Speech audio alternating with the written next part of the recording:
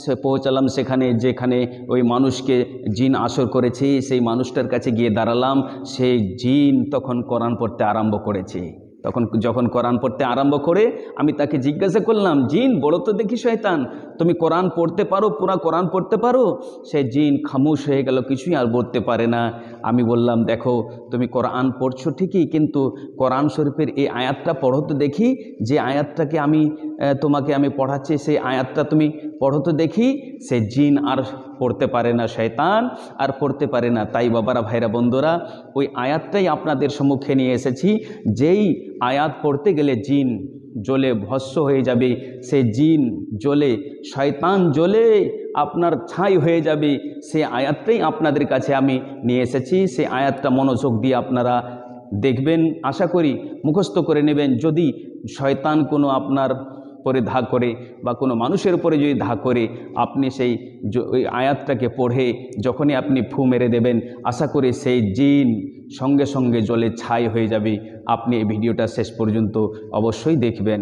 বিসমিল্লাহির রহমানির রহিম। আসসালাতু আসসালামু আলাইকা রাসূলুল্লাহ, আসসালাতু আসসালামু আলাইকা হাবিবাল্লাহ, আসসালামু আলাইকুম ওয়া রাহমাতুল্লাহি ওয়া বারাকাতুহু। প্রিয় নাজরিন, আমার ভাইরা, বন্ধুরা, আপনারা যেখান থেকে আমার এই ভিডিওটা দেখতেছেন, আপনাদেরকে অসংখ্য অসংখ্য ধন্যবাদ। তাই আপনাদের কাছে আমি একটি ভিডিও নিয়ে এসেছি, যেই ভিডিও আপনি দেখতে গেলে আশা করি জিন সহজে আপনি নিজের হাত দ্বারা সেই জিনকে ছাড়িয়ে দিতে পারবেন। আপনি শুধু একটা আয়াত পড়ে, কোরআন শরীফের আয়াত পড়ে যখনই আপনি ফু মারবেন কানে, সেই জিন থাকতে পারবে না।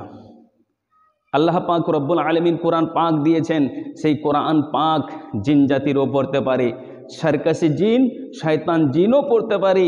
যে সার্কাস জিন আছে সে জিনও পড়তে পারে কোরআন শরীফ। কিন্তু এমনও কোরআন শরীফের কিছু কিছু জায়গাতে আয়াত রয়েছে, সে আয়াতগুলো তারা পড়তে পারে না।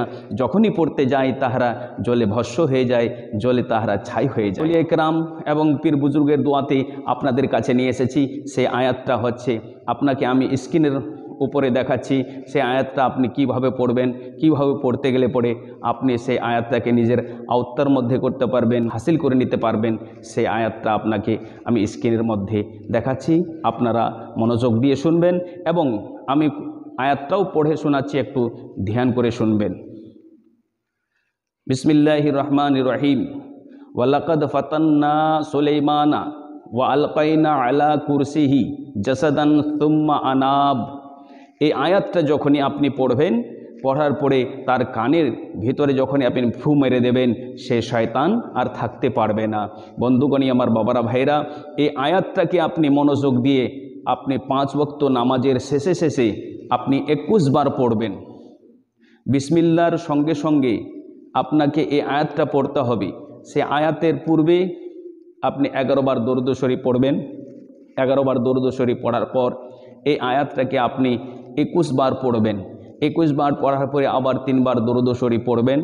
দরুদ শরীফ পড়ে আপনি সর্বশরীরে ফু মেরে দিয়ে আপনি সেখান থেকে চলে যাবেন।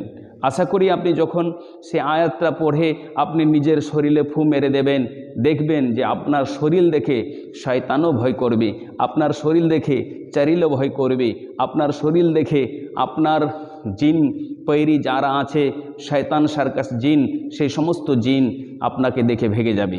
আহারে, আমি তখন একটি মানুষকে ছুটাইতে গেলাম, জিন ছুটাইতে গেলাম, গিয়ে দেখি জিন শয়তানকে ছুটাইতে গেলাম, গিয়ে দেখি যে সেই মানুষটা কোরআন শরীফ পড়তে আরম্ভ করেছে।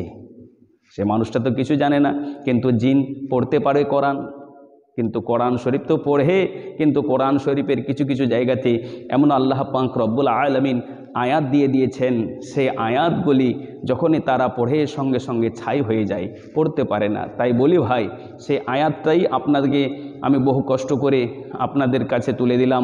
এই আয়াতটাকে মনোযোগ দিয়ে আপনি মুখস্থ করে নেবেন, সামান্য মতো আছে, আপনি মুখস্থ করে নেবেন। আশা করি আপনার এহকালটা এবং পরকালটাও ধন্য হবে, কারণ কোরআন শরীফের একটি আয়াত যদি আপনি পড়েন, আপনি অনেক অনেক সওয়াব পাবেন। যেমন আলিফ লাম মিম, তাহলে আপনার কয়টি অক্ষর? 3টি অক্ষর। এই 3টি অক্ষরের মধ্যে আপনি সিঙ্গেল আলিফ লিখতে যান। যদি আলিফ লিখেন তো আপনার 3টি অক্ষর দিয়ে আপনার আলিফ শব্দ হয়। আপনি বাংলাতে লিখুন, চাহে আপনি ইংরেজিতে লিখুন চাহে আপনি আরবিতে লিখুন, আলিফ শব্দ লিখতে গেলে 3টি অক্ষর লাগে, আলিফ লাম ফে, আলিফ লাম ফা। আবার যদি লাম লিখেন, লাম আলিফ জবর লা, মিম সাকিন লাম হবে। তাহলে এই তিনটি অক্ষর যদি আপনি পড়ে থাকেন, আপনি 10 করে নেকি তাহলে আপনি পেতে থাকবেন। কোরআন শরীফের আয়াত পড়তে গেলে আপনার ইহকালটা ধন্য হবে এবং পরকালটাও ধন্য হবে।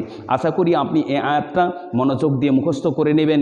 যদি জিন জাতিরা শয়তানেরা আপনাকে ধা করে, তো আপনি এই আয়াতটাকে ব্যবহার করতে পারেন। ফি আমানিল্লাহ, খোদা হাফিজ, আসসালামু আলাইকুম ওয়া রাহমাতুল্লাহি ওয়া বারাকাতুহু। হ্যাঁ, আমার একটি গুজারিশ রয়েছে, যদি আপনি পরবর্তী আবার ভিডিও পেতে চান, আমার এই চ্যানেলটাকে সাবস্ক্রাইব করে রাখবেন। যদি ভিডিওটা ভালো লাগে আপনি লাইক করবেন, শেয়ার করবেন। ফি আমানিল্লাহ, খোদা হাফিজ, আসসালামু আলাইকুম ওয়া রাহমাতুল্লাহি ওয়া বারাকাতুহু।